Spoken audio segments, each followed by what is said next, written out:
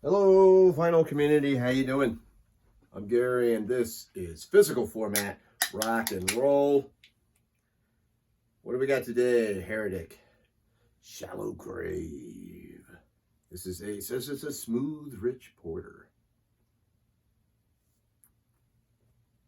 It's a porter. I don't know why I'm drinking it out of a can. I should be pouring it into a glass.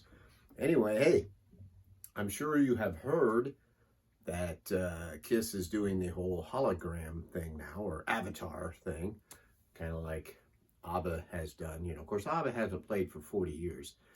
Kiss just now finished. But anyway, but they are also going to have a tour where they have a bunch of lip-syncing kittens doing all their songs. That way they can also appeal to a lot of young children and lonely old people. That's not what we're here to talk about, though. I want to talk about the only record I got on Record Store Day, because let's face it, having Record Store Day on Black Friday when you have to go out and Christmas shop for family and friends and stuff is, it's a horrible time to have it. I hate it.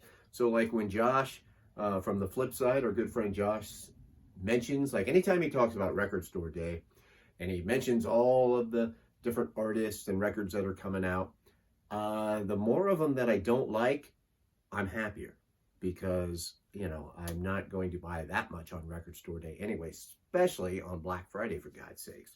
But anyway, here's what I did pick up. Mindsets. This is by Joan, Jett and the Blackhearts. Now this, so first off, back this last summer, get ready for a big name drop here. Me and my good friend Jeff Witcher, that's right, Jeff and I and our lovely wives went to see Joan Jett and Bryan Adams. Joan Jett was opening up for Bryan Adams, which brings me to a sticking point that I have with her manager, Kenny Laguna, who just constantly, instead of letting Joan tour on her own to where she would be playing in some smaller places where it'd be much cheaper and easier for me to see her, he continuously puts her on tours with other people where she's one of the opening acts. Just a shit move by Kenny Laguna. I hate it. I can't stand it. I don't know why she can't do the same thing like what Lita Ford does, who tours on her own, and it's much easier to see. That way it's also just a Joan Jett crowd. Like, for instance, when Joan played, it wasn't as loud as when Bryan Adams came on. I don't like that. What about the album? I like it. This is a EP. It's kind of like what Billy Idol has done the past couple years, where he's released a couple of albums that they only had like 4 songs, I think, but they were all really good albums. This one has 6 songs on here, but they're all pretty good songs. I really like this. What it is, it's odd though, because they have the studio versions of these songs on one side, and then the other side is live versions of the songs.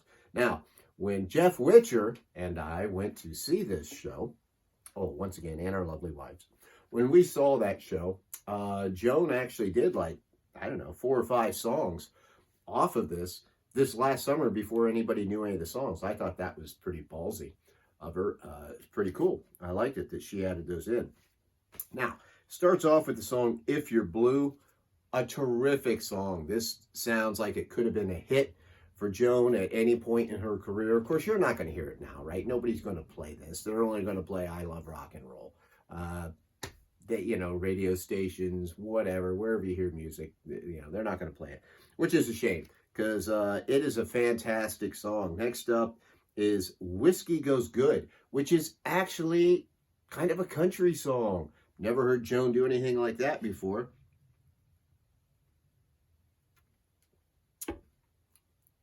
It's pretty good. Whiskey don't go bad. Whiskey goes good. Shooting into Space, that is just a fast rocker. Great song. I love that. Rear View Mirror, pretty catchy. Before the Dawn, I like it. I like the song. It might be the weakest song on the album, but it's still pretty good. They're all good songs. And then the last one is Make the Music Go Boom. Another catchy song, really great chorus. All these songs very easily stick into your head. This was not that expensive, obviously, because it doesn't have that many songs on here. Well, I guess you could say technically it's a full album, right? It's got 6 songs on each side, but it's the same 6 songs. It's got the lyrics in here. The album itself is nothing special. It's just the Blackhearts label there. But I recommend it. If you are a Joan Jett fan and you used to like her, maybe you haven't listened for a while, I recommend picking this up. I didn't even go on Record Store Day. I wasn't able to. I had to go wherever I was. I was in Columbus, and I picked it up there the day after. They still had copies. I'm sure you can find some of these sitting around. If you do, I highly recommend picking it up. Good, catchy tunes. Great stuff from Joan Jett. So that's what I got on Record Store Day, Black Friday edition. I know I'm like 2 weeks late. I'm never on time on these things, but hey, I appreciate anybody who has watched this.